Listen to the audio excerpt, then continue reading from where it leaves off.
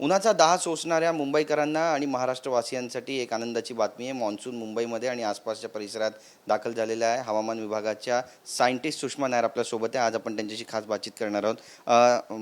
Madam, आम्हाला सांगा की कशा पद्धतीनं मान्सून जी आहे त्याची परिस्थिती सध्या महाराष्ट्र मुंबईमध्ये असणार आहे. मुंबईत आणि ठाणा, अहमदनगर आणि बीडमध्ये आज मान्सून दाखल झाला आहे आणि येणाऱ्या 2-3 दिवस दक्षिण कोकण म्हणजे सिंधुदुर्गला आम्ही रेड अलर्टवर ठेवला आहे आणि रत्नागिरीला सुद्धा अतिमुसळधार पावसाची शक्यता आहे. ठाणे, मुंबई आणि रायगड आणि पालघर ह्या उत्तर कोकणात पण मुसळधार पावसाची शक्यता आहे, विजांचा कडकडाटसह. नक्कीच. पण आपण पाहिलं की बऱ्याच ठिकाणी जे पावसाची अत्यंत वाट पाहिली जाते लोकांकडून की कधीपर्यंत पाऊस दाखल होईल. त्यामुळे हा पाऊस पुढे सरकण्याची शक्यता आहे की बरसणार यावेळी? कंडिशन्स फेवरेबल आहे आणि थोडंसं पुढे सरकणार महाराष्ट्रामध्ये. ते आपण बघूया येणाऱ्या 2-3 दिवसात.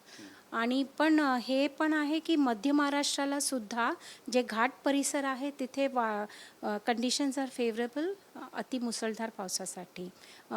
स्पेशली कोल्हापूर, सातारा आणि पुण्याचा जे घाट परिसर आहे तिथे पण अतिमुसळधार पावसाची शक्यता आहे 1-2 दिवस. नक्कीच. पण मुंबईमध्ये मुंबईकरांनी काय काळजी घ्यायला हवी असं काही आहे का? दिसते तुम्हाला येलो अलर्ट किंवा रेड अलर्ट अशा पद्धतीचं काही अलर्ट आहे का? मुसळधार पाऊस पडणार आहे का?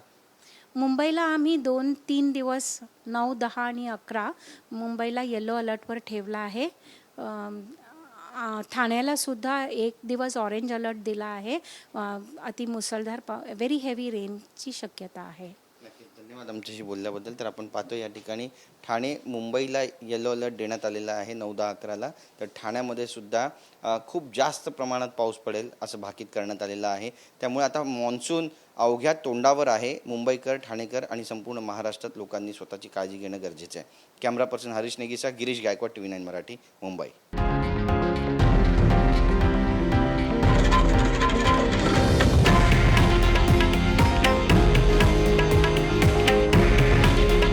हे आहे देशातील नंबर 1 न्यूज नेटवर्क आणि आपण पाहत आहात TV9 मराठी.